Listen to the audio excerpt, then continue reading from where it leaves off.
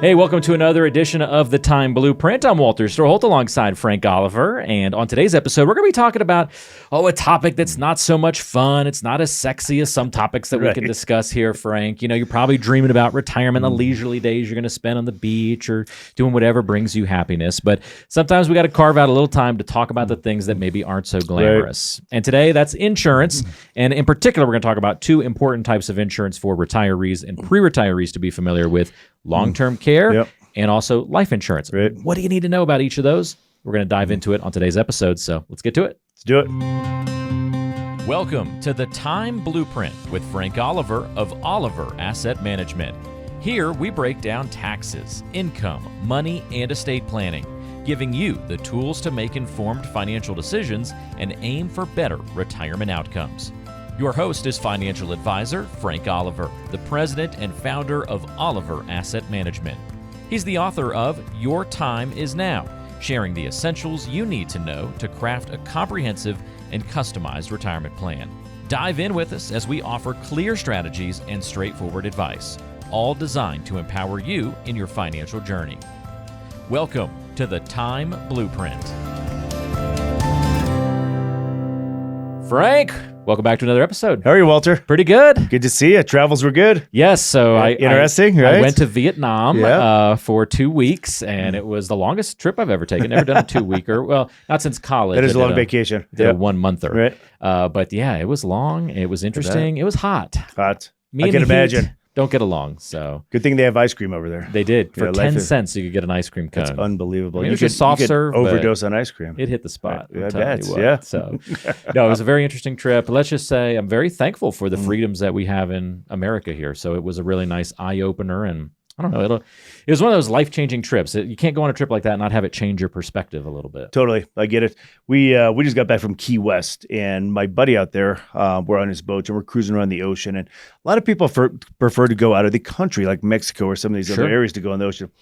And he just kept saying, you just can't do this in America. You can't do this in America. So just the rights that we have over here, and if something goes wrong, we just feel much safer over here than we do sometimes doing, international cruising on a fishing boat, Not to totally derail our episode before we talk about life insurance, but just since you mentioned it, like, have you seen in the news the whole Turks and Caicos issue? Like there are Americans. Is my head in the sand on this one? I'll send you the article when we're done with the show. No. But it is incredible what's happening to these guys. They are being arrested and are facing up to like 12 years in prison in Turks and Caicos just because they had forgotten to take some ammunition, like spare shotgun shells. Or ammunition out of their hunting bags. Backpack or something, and it didn't get caught by TSA on the way to Turks and Caicos, but it caught in the airport on the way back. And these guys are getting separated from their families, and they're facing 12-year prison sentences. That's unbelievable. Like, one guy had like two shotgun shells, 20 gauge shotgun shells. Which is a mistake and it's an issue, but they're enforcing this. Like, and I'm like, who would go there now? Like, that's got to hurt their tourism. I put shotgun shells in my backpack when I go pheasant hunting. And I have to take my backpack and shake it out before I get on the plane. Yeah. And I've almost been victim of that same thing. And being very cognitive about it, sometimes something will fall out of the box. It'll get caught in the bottom of the bag. And anything. And that's basically like what happened to a couple of these guys. So it's unbelievable. Eye-opening. It is eye-opening. Yeah. So, we still do live in the greatest country. Absolutely. Yep. Yeah. We can complain about our legal system, but it ain't that bad. That's right. Because that is not right. Agreed. In any event, I'll send you the article. You'll enjoy that. We can link to it in the show in case anybody else wants to check it out and hasn't heard about it. Well, hey, life insurance. You want to dive in? Yeah. Let's do it. Well, let's start with long-term care insurance. And then we'll go to life insurance from there. If that works for you. Yeah. All right. Either one is fine. Yeah. They're both controversial subjects for sure. Very, very controversial topics. Yes. Okay. Yep. Interesting to use the word controversial. Controversial in the industry or even to people that come to meet consumer. with you? I think with the consumer, I just think insurance in general has a bad sound to it when you talk about insurance in front of any client. Okay. We're over-insured, right? We got car insurance, we got health insurance, we got homeowners insurance, we got boat insurance, we got life insurance, you got long-term care insurance, you got disability insurance, you got unemployment insurance. It just goes on and on and on. When we were planning for our trip, there was travel insurance. There was all sorts of different things. Exactly. Yeah. So I think people just feel that they're a little bit overinsured, but there's a lot of good points about insurance I don't think people take into consideration. And that's probably some things that we should talk about. Yeah. And you might find you're actually underinsured, even though it may seem like you're overinsured because there's just so much talk about it out there. So. And there's some insurance that you can definitely be overinsured on certain items. There's no doubt about it. But there's also some insurance that if you don't use it, you don't lose it. Okay. It always goes back to the family. And I like that type of insurance. Yeah. That's the reason why a lot of people don't like insurance, because I don't want to get something for this money, but I at the same time don't want to utilize this because that means something went wrong. Yeah. I mean, if somebody was a fly on my wall in my office and sat there week after week after week and listened to all the stories of my clients coming in with their parents or their friends' parents going through long-term care, the immense expense of this, trying to struggle to figure out how to pay for it, trying to, distribute the assets. Do I sell the house? Do I keep the house? What's going to happen to my mom if my dad goes in? How do we fund this? Is my mom going to have money? If my dad runs out of, exhausts all the funds, it's paying a lot for of long-term complications. Care. A ton of complications with long-term care. Absolutely. And I think long-term care insurance is a very challenging decision for a lot of people. It's challenging for me to talk about because, who wants to think about going into long-term care? Yeah. Travel insurance, you don't want to think about that, but you're going on vacation. That's a little bit easier purchase to spend $100 on travel insurance, versus $5,000 a year on long-term care. Right. And if you were about to go into long-term care, it would be a no-brainer to go buy long-term care insurance if it worked like travel insurance. Yeah, I just sit out in front of the long-term care facility with applications if it was that easy, but it just doesn't work like that, But I think I think it is a really hard purchase for people because they don't want to think about it. Nobody wants to think about that day that's going to happen. We also don't think things like that are going to happen to us. That's right. We're all bulletproof. We're 10 foot tall and bulletproof. I think the biggest challenge that people struggle with insurance is that they don't realize, I don't know if it's a struggle, but people don't realize that insurance avoids taxes on paying these claims. Okay. So you file a claim. That's a benefit. It's a huge benefit. I can't tell you the discussions I've had with clients where, they'll talk to their accountant or their attorney or, water cooler conversation with Cousin Eddie. And they're like, you have $1 million. Why do you need long-term care insurance? Well, let's say that $1 million is all in an IRA account. Let's say long-term care insurance is let's say long-term care coverage is going to cost you, or to pay for long-term care is going to cost you $100,000 a year. Okay. $100,000 a year could put you in a higher tax bracket. Okay. So now you're giving, let's say, 25% back to the IRS, and that's at today's long-term care costs. Interesting. So that's $25,000 a year in taxes, just to pay for long-term care out of your IRA. But people don't want to spend $25,000 on long-term care insurance that'll provide $300,000 in long-term care coverage without any taxes, preserving the IRA for the spouse. So avoiding taxes is a great way to preserve and extend your assets for your family. But people don't like insurance because we don't want to think about it. We're overinsured and we don't think we get anything out of it. But long-term care coverage is incredibly important. But with that being said, I have a tough time bringing it up to my clients because it does create kind of a negative conversation. So we talk about long-term care and the importance of it. I like some different strategies. Okay. I don't necessarily like standalone long-term care insurance. Okay. Because it can be expensive. And if you don't use it, you do lose it. Those premiums are gone. So the coverage, I think, is critical in planning. But I think there may be some better options, in my opinion, for long-term care planning. All right. So I want to reset because let's proceed with the conversation with this frame of mind. Okay. This was a 2022 study by the Federal Department of Health and Human Services, and it shows that half of men and nearly 2/3 of women who reach the age of 65, so if you hit 65, you now are in that half or 66% chance, are expected to need substantial, not just minimal long-term care, but substantial long-term care as they age, with nearly half needing paid assistance. Correct. So a lot of us are going to fall into that need. So just frame your mind properly as we continue this conversation, because even if you don't think it's going to happen to you, the stats say it's going to happen to you or someone you love, very possibly. Yeah, the stats clearly show that the majority of us are going to need, some version or some form of long-term care, even if it starts off, as assisted living and then goes into, or in-home health and then progresses to assisted living and then full long-term care. Yeah. And I have a lot of clients that say, my parents lived into their 80s and they had no issues. They passed away peacefully. So we have a healthy family. I'm healthy. I'm not going to need long-term care.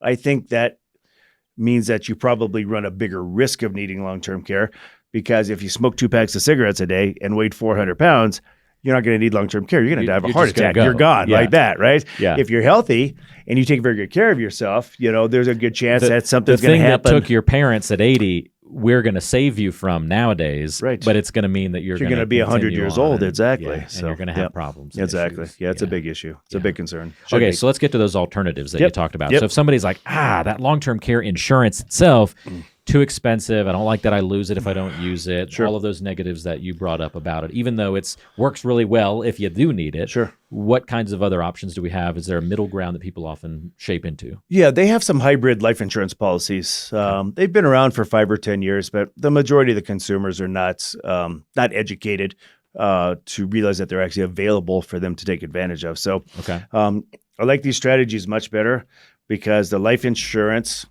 builds a death benefit. So let's say you get $300,000 or $400,000 in a death benefit. Okay. If you need long-term care, in-home health, assisted living, or long-term care, that $300,000 or $400,000 pool of money will pay you directly, tax-free, to cover those expenses. So you can use life insurance while you're still living in that way. Yeah, it's actually called the living benefit, so it's really cool. It's an indemnity payment, meaning that it's not reimbursement. So instead of going through nursing home or care provider bills you, then you reimburse them, then they bill you, then they reimburse you, then you have to reimburse them. That can become kind of a billing nightmare. Okay. I can see that in the future, where this money just comes to somebody you trust in your family, your spouse, hopefully, or a child.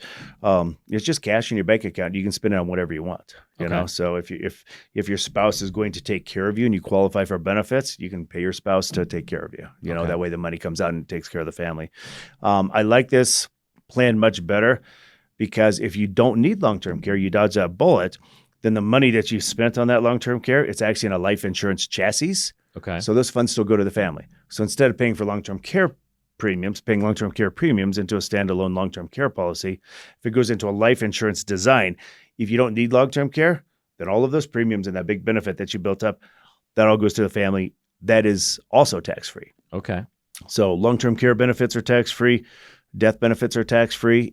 And additionally, I think this is what totally makes it a no-brainer, is if you change your mind for whatever reason, financial hardship, you decide this plan isn't for me, Congress finds out a way to pay for all of our long-term care, our healthcare system's going to change. Yeah.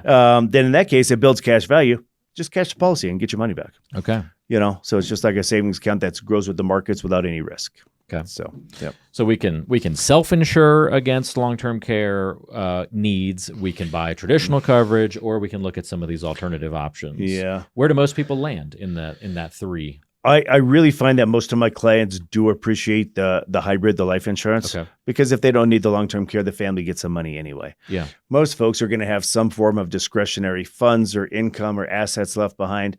Put those to work for you. Leverage that money. Yeah. A lot of my clients will have a required minimum distribution, $10, $15, $20, $30, $40, $50,000 a year that they don't need, or they don't need all of it. So, out of path of least resistance, they just put it in a bank. Instead of putting it in the bank account, maybe taking that required distribution that you actually don't need, purchasing a plan like this, putting it into your financial plan. And now for that required distribution, you end up with hundreds of thousands of dollars, tax-free to take care of yourself. If you get sick, give money to the family, and you don't put yourself in a higher tax bracket by funding long-term care with your IRA. We're going to get to talking a little bit more about life insurance in just a few seconds, but if you do have any questions about something we just talked about as it relates to that long-term care coverage, some of your options, you can always have a complimentary review of your financial plan and your situation with Frank and the team. All you have to do is give them a call at 720-897-TIME. That's 720-897-8463, or go online to oliverassetmanagement.com. You can schedule a time to meet for a free strategy session right there on the website. We'll put links to that in the description of today's show so you can find it easily. All right, so you already kind of mentioned life insurance. There's this big assumption that once you're retired, once the kids are out of the house, whatever that little life point might be, that you don't need life insurance anymore. You're having to dispel that myth a lot, right? Yeah, we do. I think adding the long-term care benefit to the life insurance makes it a more appropriate product. Even more compelling for right? retirees. Exactly. I think the fact that It grows in the markets without any risk, and you get a nice return on the cash that's in there, and you can pull that back out as a Roth IRA alternative. That makes it very compelling for a lot of retirees. And I don't think that they really look at, I think a lot of people look at life insurance as spousal income replacement when they're in their working years. Sure. Okay. Paying off a mortgage in their working years, funding college education in the working years, paying off a car in their working years. I understand that folks in their 60s and 70s don't have those same obligations. Yeah. You know, they've satisfied those. But how many individuals have, retirees have, done a very good job of savings? These funds are all sitting in, bank accounts, IRA accounts, non-IRA accounts, brokerage accounts, in the market, not in the market, wherever their assets are placed. Okay. And what if you could take 10% or 5% of those assets and turn that into $500,000 for your family, totally income tax free? Okay. That's a big benefit. Yeah. That's a huge benefit. I don't think people look at it as a wealth transfer vehicle combined with long-term care and everything else, what we've just spoke of. There's not a better way to transfer wealth than a life insurance policy. It avoids taxes. It's the best tool in the world to use in a trust. Okay. By far. If somebody's looking at building a revocable or an irrevocable trust, life insurance, it qualifies under this crazy term called IRS Section 7702. Okay. And it's totally hands off for the IRS. So it's the best way to transfer wealth. Okay. Very cool. Yeah. What types of insurance are we talking about retirees typically taking advantage of? Are we talking term, whole, universal? Is it a mix of all of those? I don't like term insurance when you're retired. I think it's great because it's very cost effective during your accumulation years. Okay. So a blend of permanent and term, I think, is good during your accumulation years. The problem with term insurance when you're in your 60s is it terms out in your 80s, and that's when you need it. Right. Exactly. Right. That's when it expires. So it starts to get pretty expensive if you're trying to buy a policy when you're 80 expensive. or up That's in that right. range. Yeah. We like indexed universal life. The index component of that means that your funds that you put in there, the premiums that you pay, are indexed to the stock market. Okay. People might see that in shorthand as IULs. IUL, exactly. Okay. Yep. I feel like I've seen that in a couple of places exactly before. right. Okay. Yeah, you've done some research. Yeah. Yes. So yes, I just feel like it's popped up in my feed since we talk financial stuff. Google's listening, and it's in the last 5 years, it's become an incredibly popular product because of the indexing strategies that allow you to grow your money in the market with no risk. So they got a floor on that growth. Okay. So the cash you put in there, it grows with the markets without any risk. So you can index it to the S&P 500. If the S&P is clipping off 7, 8, 9, 10%, you're going to get a good portion of that indexed into your policy. Okay. So that works good. Yeah, the term insurance, again, that falls off when you need it. We look at, there's always the naysayers out there saying that I can invest my money and do better than life insurance can. I have to tell you, we'll run an internal rate of return on these contracts and say, okay, if you invested this amount of money for this amount of years, what rate of return would you have to achieve to do what the life insurance can do for you? We're looking like a 20 to 30 year time frame, depending on health and gender and age, before an average investment may start to outperform the life insurance. And that's a may. I mean, we're talking like 90 years old for a lot of folks. You'd still have to average 5, 6, 7% every single year in the market, income tax free, to do the same thing life insurance is going to do for you day one with no stress and no maintenance. And then if you had a market downturn near the time when you need the funds, that can throw a wrench into those plans too, right? You're exactly right. Okay. And that internal rate of return also does not, we can calculate it, but it doesn't take into consideration these other investments. If they were cashed in, you're going to pay taxes on them. Okay. So that drops your rate of return. If you have to pay taxes, your net return's less. Okay. Where the life insurance is tax-free. So you got to remember the tax component of the insurance. It's a number one thing people don't think about. Very interesting. Yep. Well, June 28th this year is National Insurance Awareness Day, and I feel like we brought some awareness to the listeners today on the show. Yeah. We will also, Frank's going to be recording another video on this topic, so subscribe to the YouTube channel, and you'll be able to catch that video when it comes out, where we talk a little bit more about the insurance awareness needs really in this country and for your clients. So that'll be an interesting video coming up soon. So subscribe so you don't miss that. Subscribe so you never miss a podcast episode as well. Absolutely. We're available on YouTube, Apple Podcasts, Spotify, all the places where you get your podcasting material. All right, Frank, take a quick breath. We're going to get to know you a little better next. Let's do it. And we've got a mailbag question to answer on today's show too, so stay tuned. Thank you.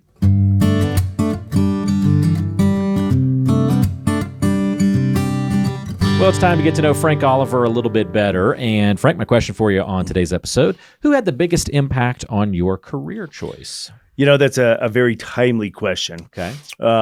So I started off in the industry on my own. So I'm kind of a do-it-yourselfer guy. Okay. Yeah, working out of my car, meeting people in their kitchen, in their houses at their kitchen table, every single night, 5 days a week. And that's kind of how I started in a career.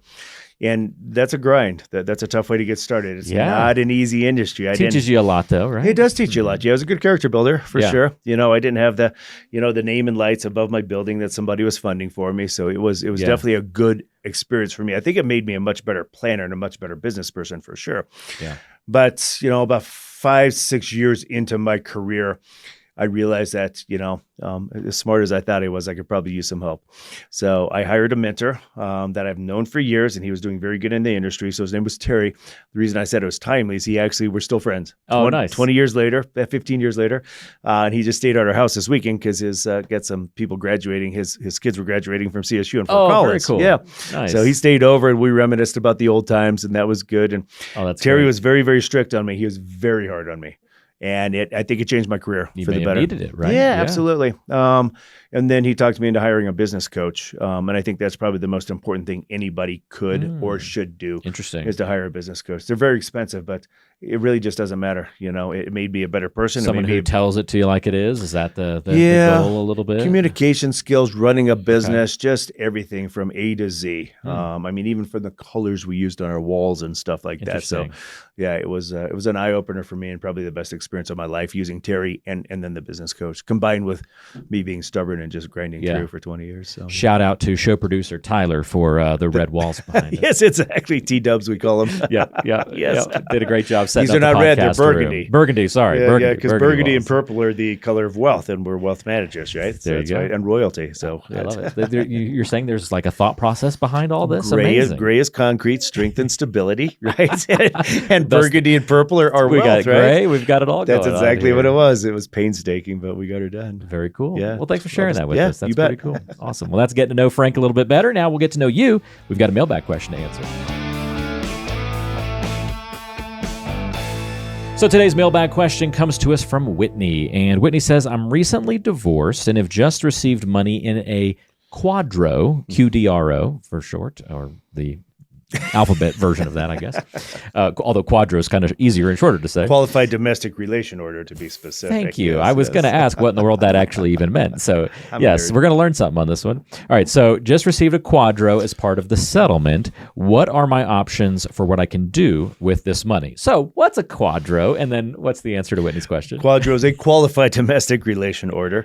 Quadros, Whitney, I apologize. I'm sorry about your divorce.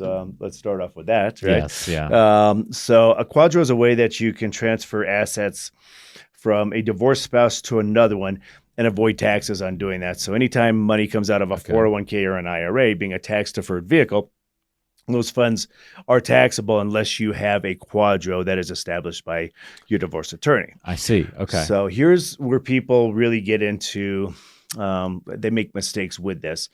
And I think it's due to the fact that maybe there's just some misinformation out there. Maybe it's people trying to make some money off of these poor people that are already going through a tough situation. They're going through a divorce. Well, it's an emotional time. Exactly. You always make mistakes when you're emotional about something. Unfortunately, I just think that, there's some people out there that recognize that and they think everybody needs a quadro. Okay. Here's a little known secret. You do not need a quadro to transfer an IRA in a divorce. Okay. Yeah, it can just be a spousal, and I'm not sure the exact terminology, but from an ex-spouse to an ex-spouse, that can transfer over. You don't need to go through the complex quadro process. You need a quadro process for a 401k and only a 401k. I see. Okay. Yeah, very interesting. Yeah. So we don't know in Whitney's situation whether this was a needed she did quadro. Not specify on that. Yeah. So Whitney, if you have an IRA, do not worry about a quadro. Speak to your legal professional about that, and I can help you get some information on that. If you do have a 401k, quadro is a very simple process, should not be that complicated, but that will avoid the taxes on that. And when it comes to investing, honestly, you have the same investments that, the IRA or 401k is currently invested in, you have the same options when you move that over. So you just want to make sure that your risk tolerance is set for what your objectives are. Make sure that if you're retiring sooner or later than your former spouse, that you just adjust that risk and make sure that everything's set up for you. Because what I find in my office is the men are a little more aggressive, than the females. So you may want to adjust that risk a little bit. So, well, honestly, I mean, the thing that jumps out to me about this question too, Whitney, is, you've probably planned for your financial future with your husband, with the spouse, and now you don't have that anymore. And so you really probably would benefit from just starting all over with a financial plan. And absolutely. You got to start with a whole new mindset and fresh. And so what are your options for what you can do with this money? I mean, that part of the question to me is ringing really true, that we got to put this in context of the rest of your financial picture.